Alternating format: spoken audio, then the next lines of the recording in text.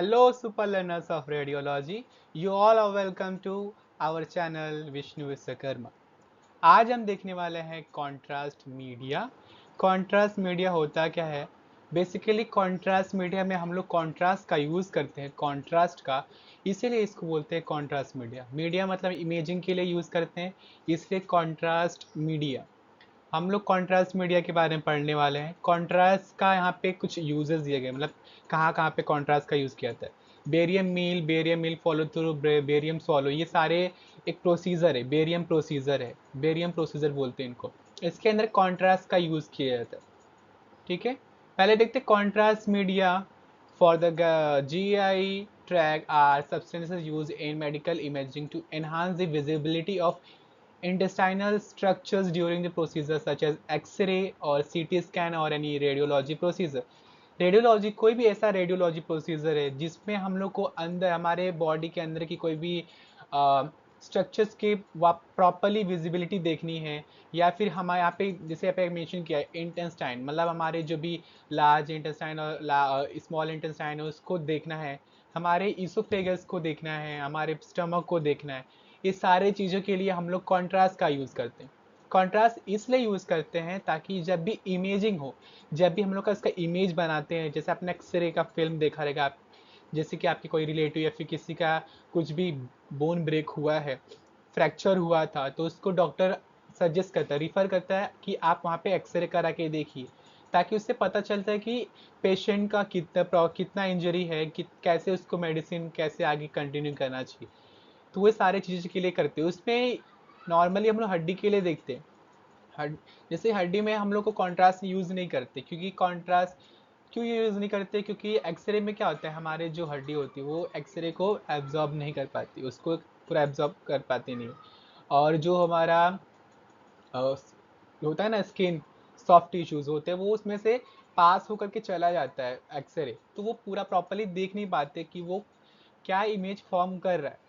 इसीलिए यहाँ पे कॉन्ट्रास्ट का यूज़ किया जाता है, ताकि हमारे अंदर का जो इमेज है, इमेजिंग जो हो रहा है वो प्रॉपरली विजिबल हो, प्रॉपरली क्लियर हो, दिखे कि क्या हमारे बॉडी के अंदर प्रॉब्लम है। इसीलिए कॉन्ट्रास्ट का यूज़ किया जाता है।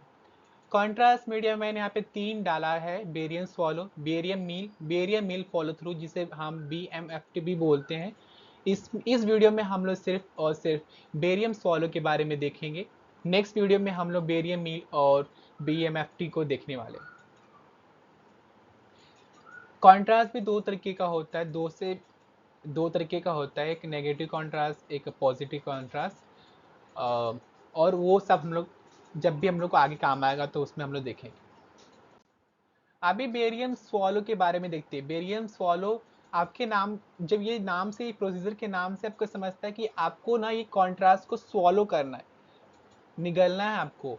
तो इसमें आपको एक बेरियम का एक पेस्ट बना के दिया जाता है और आपको स्वॉलो करते हैं, और ये सिर्फ और सिर्फ अपर GI ट्रैक के लिए ही होता है, जैसे ईसोफेगस के लिए होता है। यहाँ पे क्या है, barium swallow is an imaging test that uses barium contrast का नाम है barium sulphate and X ray to examine the upper GI tract. It is also known as oesophagogram और स्वेलिंग स्टडी। इसको इसोफेगोग्राम भी बोलते हैं क्योंकि इसको इसोफेगस के बारे में हम लोग स्टडी कर रहे हैं, और स्वॉलिंग स्टडी भी बोलते हैं क्योंकि हम लोग इसमें ना कॉन्ट्रास्ट को स्वॉलो कर रहे हैं। यहाँ पे आप पिक्चर्स में देख सकते हो, ये जो पेशेंट एक तरीके का पिक्चर्स दिया गया है, इसमें बेरियम सॉलो की, इसने बेरियम को ऐसे सॉलो किया है। यहाँ पे नीचे बेरियम का लिक्विड आपको दिख रहा है, ये लिक्विड नीचे तरह जा रहा है, और यहाँ पे उसके नीचे नीचे नहीं जा पा रहा है, वहाँ पे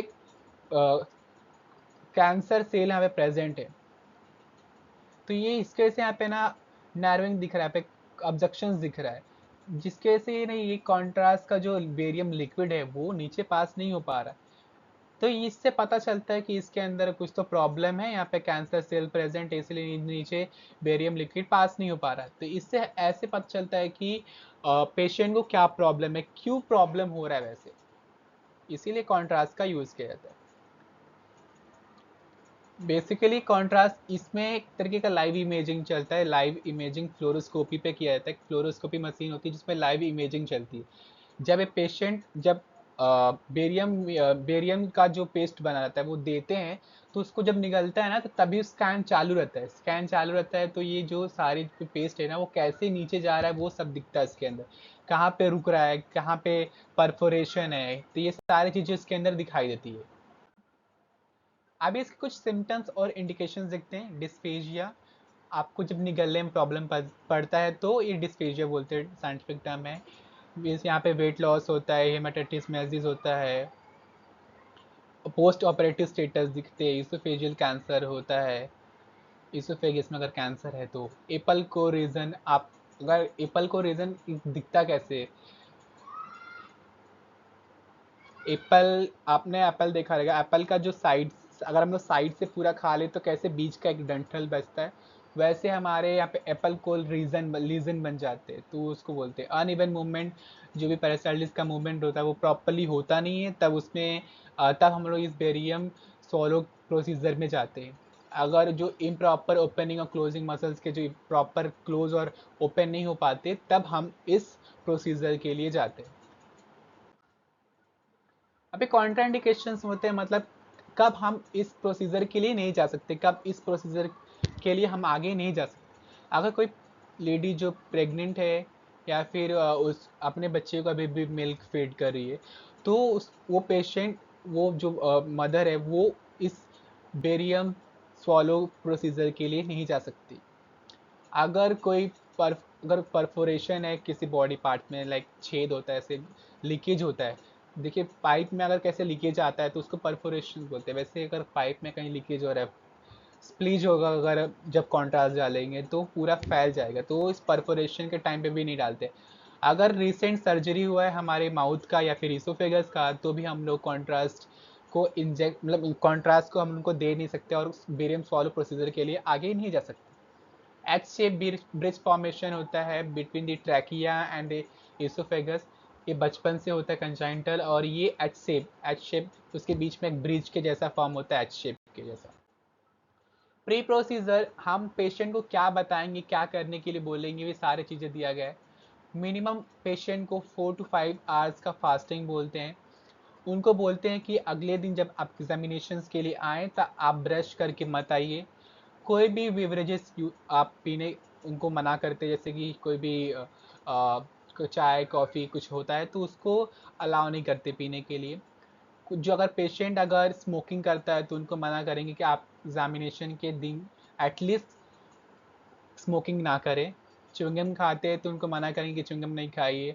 उनके पहले का जो भी प्रीवियस रेडिएशन एक्सपोजर हिस्ट्री है उनके, उसने उन्होंने पहले मान के चलो कि अगर उन्होंने 4-5 पहले ही एक्सरे कराया है, पहले ही कुछ सीटी कराया है, तो उसमें जो भी रेडिएशन उन्होंने गेन किया है वो उसको पूरे कैलकुलेट करते हैं और देखते हैं कि पेशेंट उसके मतलब उस प्रोसीजर के लिए है अवेलेबल, मतलब प्रॉपरली अप्लीकेबल है कि नहीं। अगर वो पेशेंट का जो भी रेडिएशन डोज लिमिट से बाहर नहीं गया है तो हम उस पेशेंट को प्रोसीजर के लिए बुलाते हैं।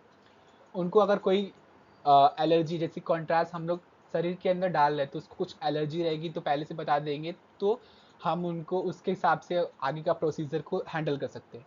मेडिकेशन हिस्ट्री, उसकी कुछ मेडिकल हिस्ट्री चल रही है, मेडिकल कुछ मेडिसिन चल रही है तो बताएंगे, एस्प्रिन, फिर डायबिटीज़ पेशेंट है तो सारी चीज़ें उसको देखेंगे कि क्या क्या है उस टाइम पे। प्रिपरेशन देखते हैं टेक्नीशियंस को हम लोग, the technicians give the instruction the patient what's you have to do before the procedure.